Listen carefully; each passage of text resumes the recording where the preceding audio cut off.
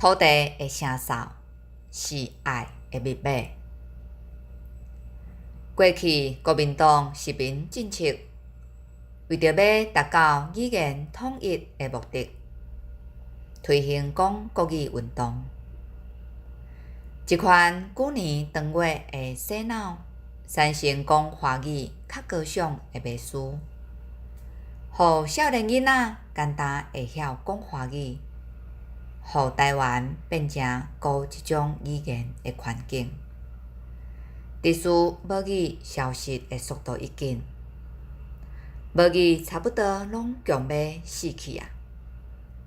时代为着要甲囡仔、孙仔讲话，嘛着爱讲华语，因为安尼因才听有。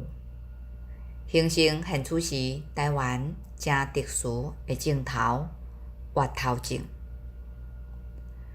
顶头这个现象伫阮兜拢总有。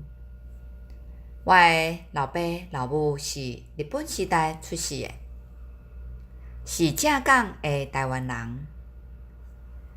因一世人拢讲台语，无大话，因为政治的因素，历史因嘛爱被迫学华语，因为安尼才会当甲4个孙仔开讲。几当前，我无意中接触到台语课程，伫学习的过程中，听过几落摆，因为袂晓母语，煞无法度甲爸母也是阿公阿嬷小时会咧。因为有血的士大人要过身进前，简单听有伊上惯势的语言。想袂到伫4冬后，阮兜嘛碰到同款的情形。无共的是，我有学台语。所摆伫我的老母要过身进前，我理所当然是兄弟姊妹的代言人。我伫老母阁清醒的时阵，用老母听有的语言，对伊讲出大家有我爱伊，甲感谢伊，互妈妈感受到阮大家的爱，互伊会当放心行会开骹。老实讲，伫我要学台语进前，虽望会晓讲台语，毋过真含慢，佫讲袂练转。因为我嘛是互国民党洗脑的产物，认为讲华语是较高尚的，较有水准的。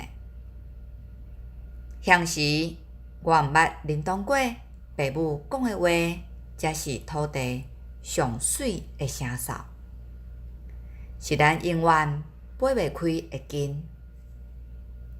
一直到我有缘接触到台语了后，才知影台语的水甲重要性。正做台湾的子孙仔，伫老母要离开的时，才知影原来为会当甲老母沟通的密码，是老母听有的语言——台语。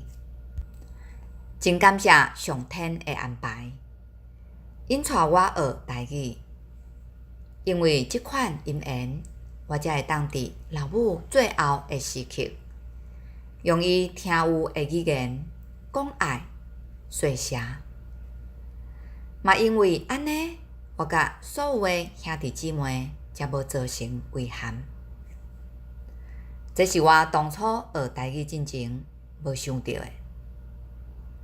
即马我要甲这款幸福分享互搁较侪人，学母语斗阵幸福。身为台湾的子孙仔，爱知影土地的声哨，就是爱的脚迹。